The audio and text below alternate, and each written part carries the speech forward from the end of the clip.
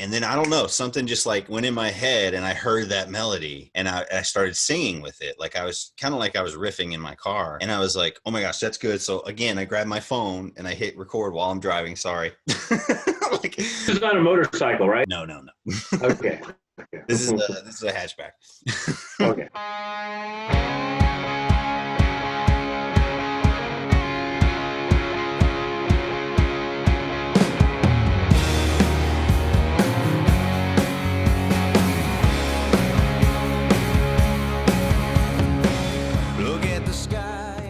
Hey everybody, Ronny Criss here. I'm excited to start off our conversation about songs here with my friend Nic. And Nic and I, we've been writing together for a little while. And what's exciting about the new record is Nic helped me write It Ain't. Wanted to take some time to talk about that today. So with that being said, the song sounds amazing. We're at the point of recording this. We're almost finished with the song. We have a few things to add to it, but I sent it to where it's at now to Nic. And I guess my first question to Nic is, what do you think so far, Nic? How's it sounding?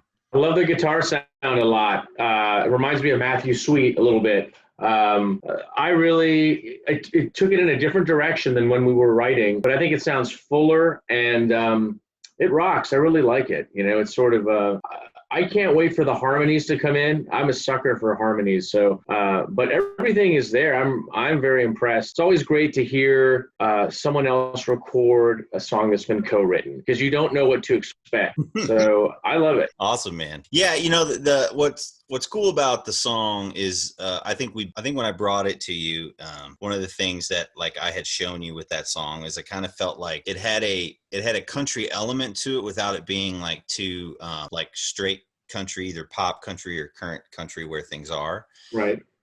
And the big thing for me was that hooky line, which is the chorus lines, the it ain't, and then the cool thing at the end that it does where it sort of does the ain't, kind of thing. And I think when we first wrote it, if I remember correctly, I mean, it's been a while, so we're doing this a year and a half out. Right. I think it probably felt like it had a little bit more of like some country or bluegrass elements to it in the way we were doing it. Do you right. that your experience with it? You know, what I remember mostly is that a good aspect of it was written. And a big part of what I did was get us to the chorus quicker. It was sort of, and because I liked the chorus, I remember thinking, this is a hook. And you always think of, Tom Petty, who says, don't bore us, get to the chorus. And I remember thinking, this is a good hook. Let's get to this quicker. That's my big recollection. And it's sort of, and I was harmonizing with you. And I wish I had a recording. I usually record on my phone. I found some other stuff that we've recorded together. I think that it's really fun. Sometimes I'll listen to, a version of a song when it was in its infancy, and maybe there was just a verse and half a chorus or something, and it is kind of fun to hear it. Sometimes you can't look at it too closely. It's like seeing how sausage is made, but I just remember the first time I jumped in on that harmony and we pushed that chorus closer to the beginning of the song. I mean, I think there's like two shorter verses. I think it really took off. And sometimes you write a song, when you co-write, it's hard to see the finish line. And but with this one, the finish line, we could see it, and it was actually a very pleasant experience because a lot of it, a good aspect, a good part of the song was there already. So as opposed to us starting completely from scratch. Is that your recollection? Yeah. I think right. If I remember correctly, I had brought to the table maybe right now you could consider there's too many verses that lead to the chorus, and I might have had one of those, and I had a lot of the chorus, I think. Right. Or at least like we might have tweaked some words in the chorus, but like the frame of the chorus and how I was doing it was all set. And then I had this one part of the verse, and we didn't have a third verse or whatever, the one after the first chorus, and we didn't have a bridge. And then when we got together, I showed it to you, and I think the idea that I had for the verse was longer, like you said, and you told me to tighten that up, bring that closer, let's, like you said, get to the chorus. And once we got through that and we kind of solidified like, okay, this is what this story is, then right. I think you and I wrote that last verse together, sort of talking about. So for those of you, we're talking about the song "It Ain't," which is on my new record, Highways. And if you haven't heard it, I will tell you what the song is a little bit about. If you have heard it, then you'll kind of know what I'm talking about. But the song is called "It Ain't," and it's kind of coming from the perspective of somebody who is, you're many times when you're in a relationship, you have a moment where one person is just like distraught about, like, they're just kind of like feel like this isn't going to work. Maybe they're just insecure about the relationship and everything. It's never happened to me, but yeah. Well, I'm sure it's happened to me. But yeah, go ahead. I'm sorry. And they kind of they're just sort of like, this isn't going to work. This is done. This isn't working. And they're kind of, and that can go in a really negative way where they're kind of just wanting to break up. But it also could be from someone who's just insecure and sort of just not knowing how to deal with all the things that are coming at them. And they're kind of like, the world's a mess and this is a mess. And that's like what they're saying. And it's a lot of times someone can be coming from a place like, but look, it's not, we're okay. Things are okay. And it's kind of the song is rocking and it's fun, but the message behind that is someone kind of trying to say like, hey, things are fine. It's not falling apart. Like I'm not, I'm not cheating on you. I'm not leaving you, kind of thing. Like, yeah, I think that's really relatable.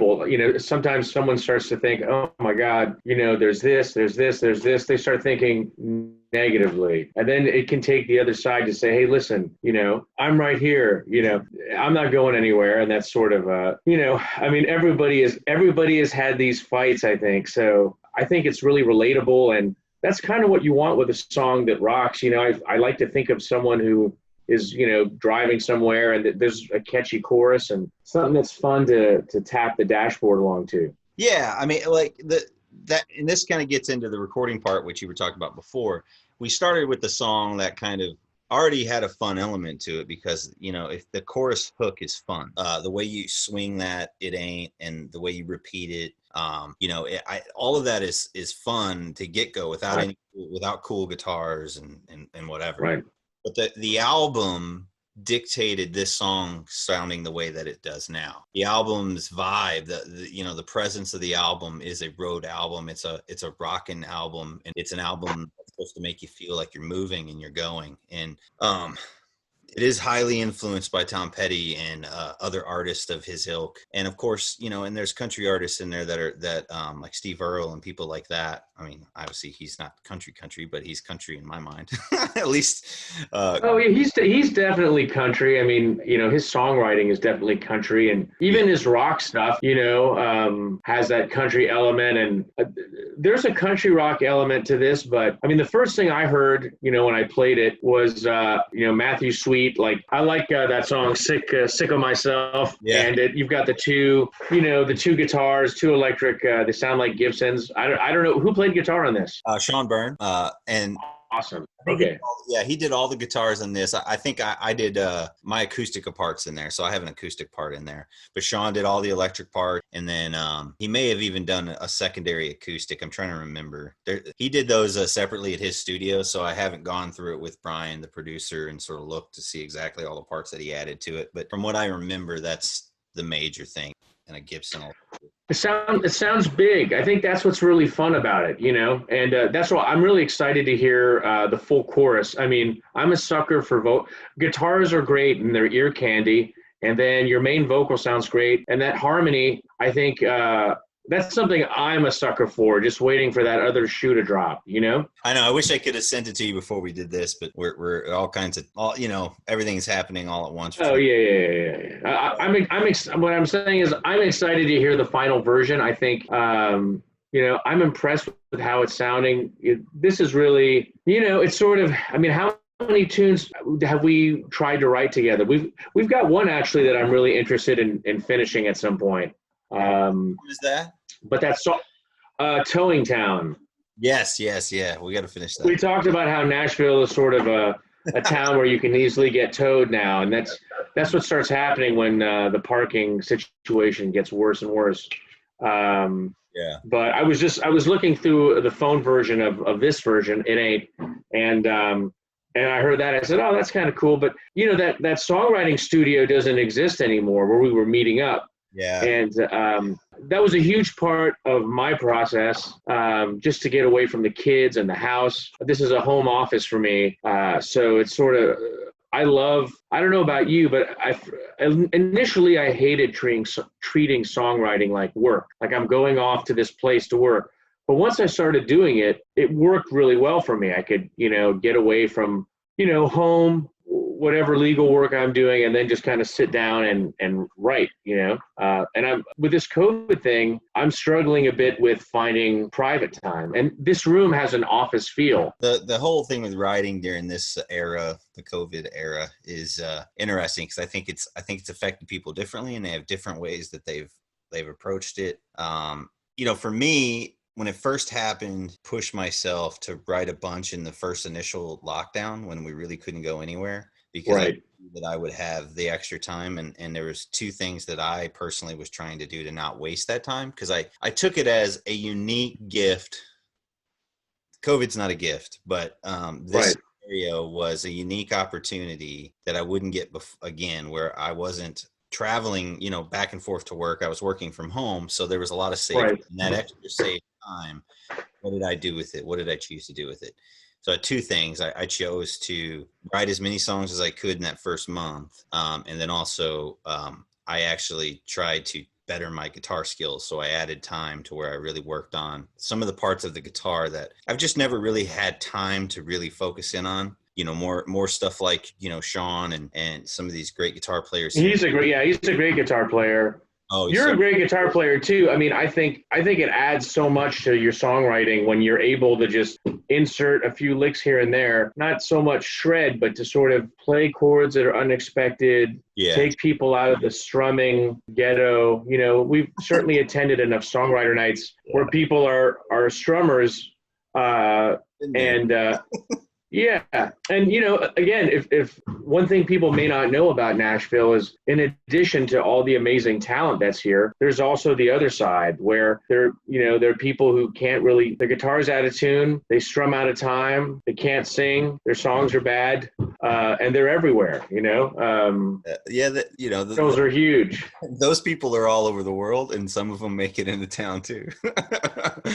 But yeah, it was taking that time to sort of beef that up. And so with songwriting, that first month or so, I added, I don't know, I mean, this doesn't sound like a ton, but like within the month, write 10 or 12 songs, like especially ones that you really like ones you consider recording. It's one thing to just write songs to just get something done. I used to do that all the time when I was younger, and I've gotten, when I was young, it was quantity looking for quality. So the sifting through quantity and quality. And as I've gotten older, the quantity, I've allowed myself to let the quantity go down, to be more intentional of what I'm actually doing in the moment. And I only work on it if I really see that there's a light at the end of the tunnel for something with value. I think it's okay, to pick up your guitar every day and to have it around. I've got other guitars here. I've got my kids' guitars in here. Sometimes I'll pick up my younger son's guitar, because different songs write different tunes. But as I've gotten older, I've kind of realized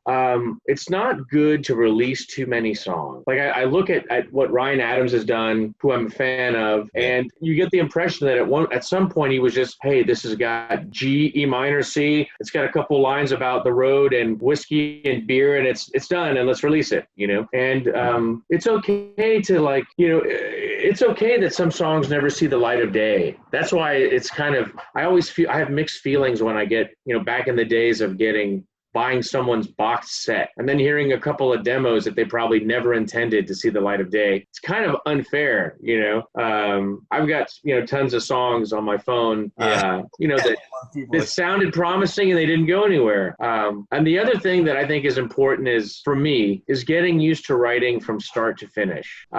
It's easy to start a song and then to abandon it. And if you don't get into the habit of finishing, you just got a bunch of loose ends, too many loose ends. Yeah, absolutely. I kind of hunt for a song that catches me, or a moment. A lot of times a song will be written for me.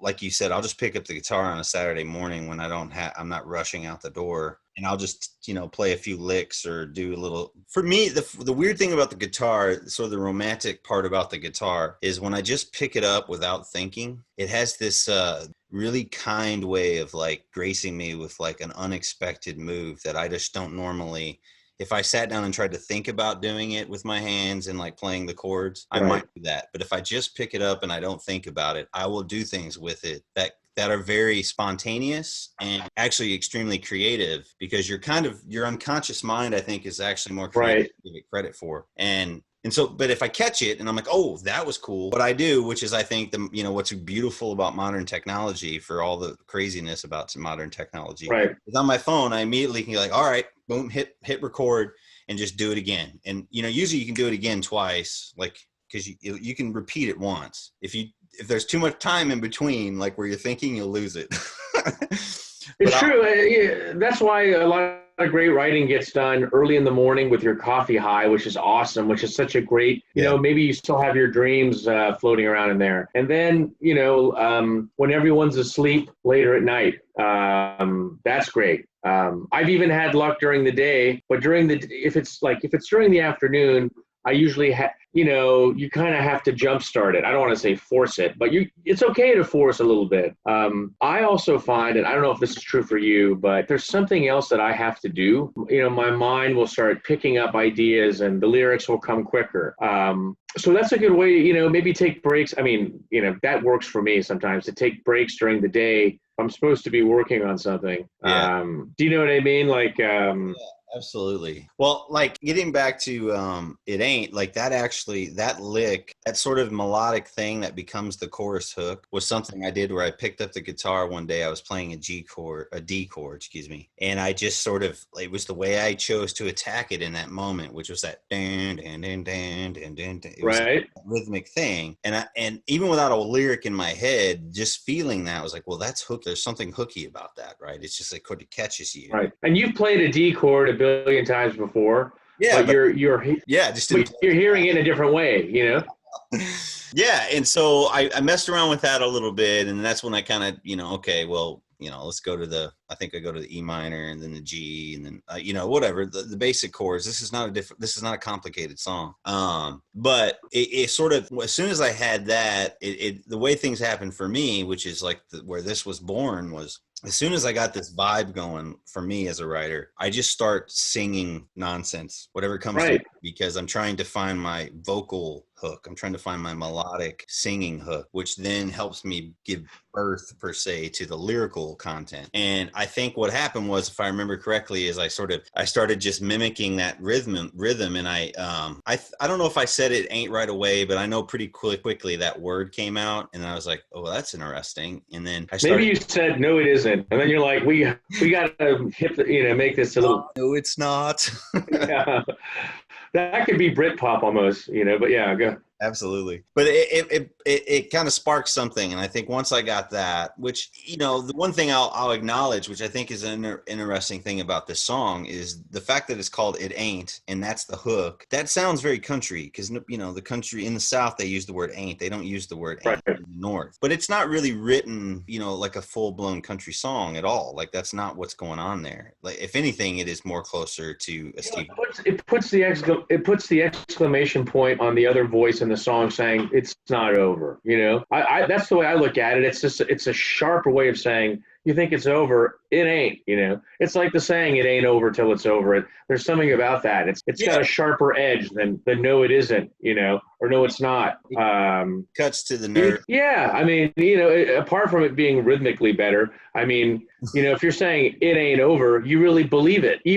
Especially for somebody who doesn't say ain't every day. I mean, I don't use it, unless I mean it. You know what I mean? Like, yeah. Well, the other part about it, which is cool too, is it sings, like you said, it sings so well. It sings well in that hook, that way that hook is built, structured, and with harmony, it's really wonderful. Like when you laid that harmony down on that, when we were in the room, and I was like, oh, my eyes lit up. I remember I was like, oh, okay, this is something special, especially when we do. It's got legs, yeah. Yeah, when we do we carry the ain't out, the ain't, like that is just, you can't do that without that word, right? Just the way that bobs, and and it helped that there were two of us there, and that's the thing about co-writing. It's fun, and it's really challenging, but sometimes you get these light bulb moments, and that was really fun. And I always think that people with certain types of songs, certainly rock songs, they want to be able to sing along, and you can sing along with that.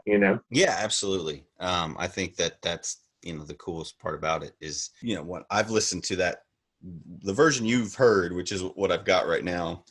I've listened to it probably a billion times in my car, because I listen to it over and over just to make sure everything's the way I want it.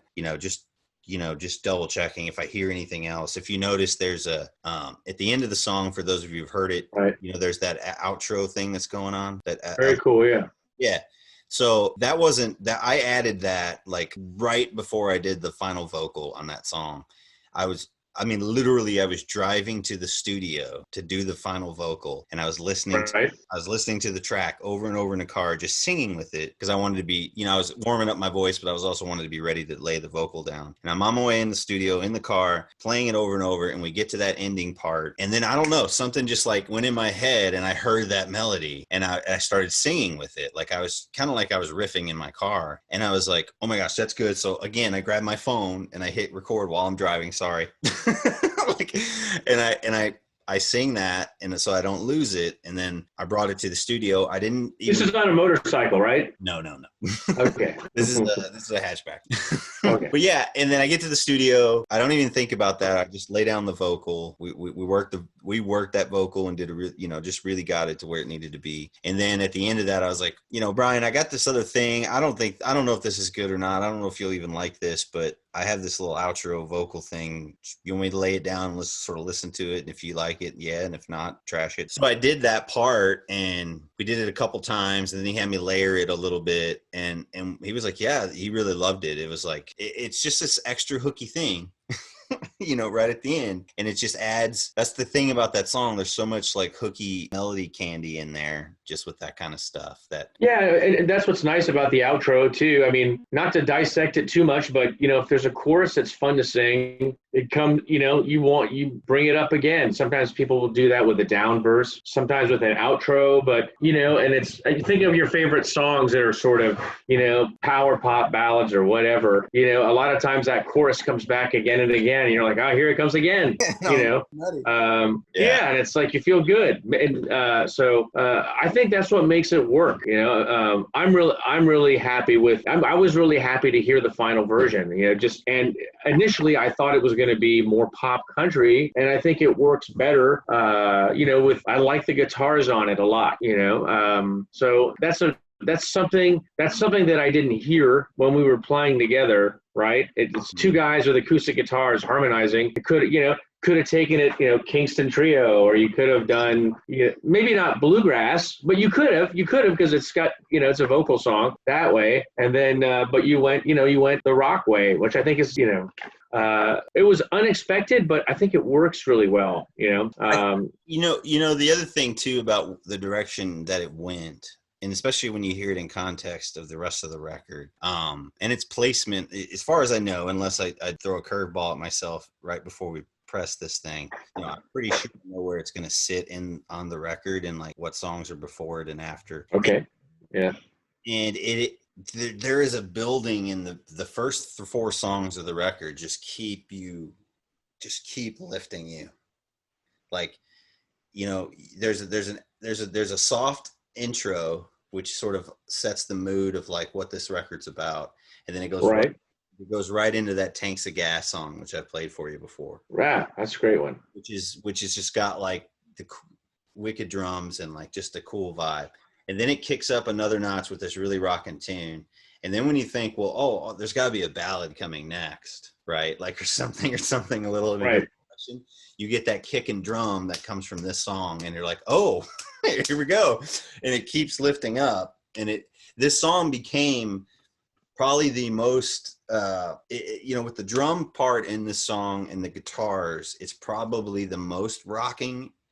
That's good. Yeah. Kind of a different rock. Like the one before it is pretty guitar heavy too, and there's dueling guitars. It's a little bit more in the dueling guitar realm. It's a little more Allman Brothers kind of, but then you get to this song, which is again like you have the tribal sort of drums, and then that wicked guitar, which is just so good.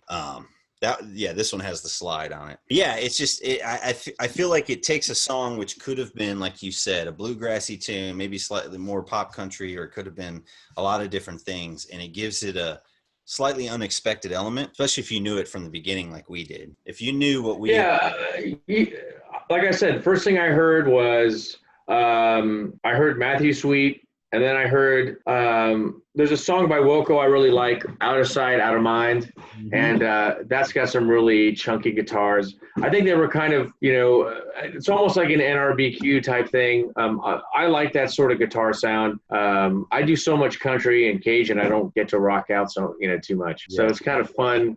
It's fun to hear it, and I love hearing two Gibsons crunch against each other. It's a lot of fun. It is, but I love it. I mean, I love what Sean did with it. I love how Brian's mixing it all together, and just everything in it. It feels just, and again, this was one of the tracks that we were able to lay down at Blackbird Studios. So this one was tracked live. Now some of the guitars have been overdubbed later. There's some original guitars and some overdubbed guitars in there, but the drums and you're not allowed to do that. The bass and drums and guitar are all tracked live, and that gives it, which was most of the record. Like it gives it that feel that just can't really fake. You know what I mean? Like there's something there. No, I mean you can't. It's interesting that you're putting it as the fourth song, and I know what you mean. If you've got sort of a big start, usually by the fourth song, some people are like, well, it's time to the piano. Let's switch gears. And I think it's cool that you didn't, especially when you talk about driving records. Someone might be getting, hey, that first song was great, Tanks of Gas. I like that. I'm feeling that. I like the Allman Brothers.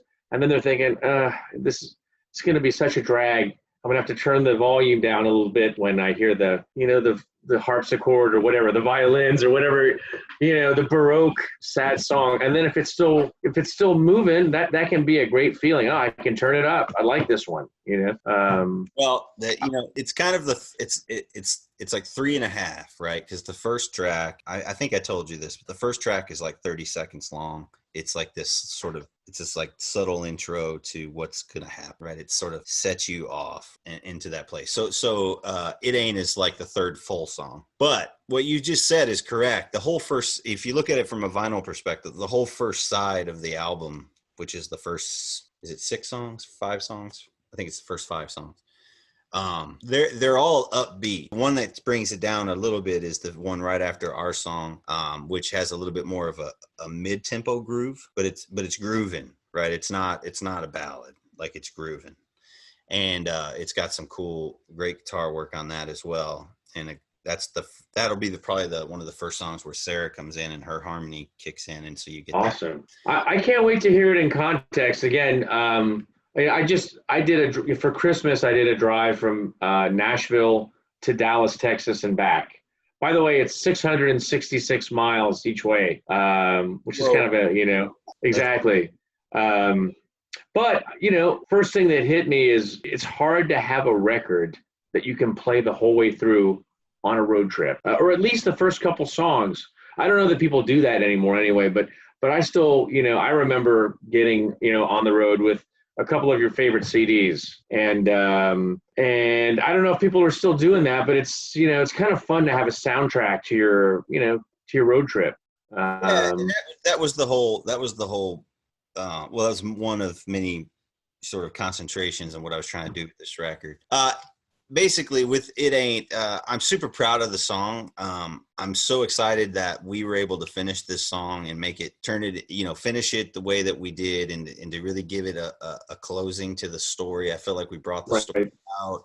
We used a lot of those sort of the atmosphere and imagery of like just looking out into the horizon and the space and all these kind of cool things to just sort of talk about things aren't going as bad as you might seem.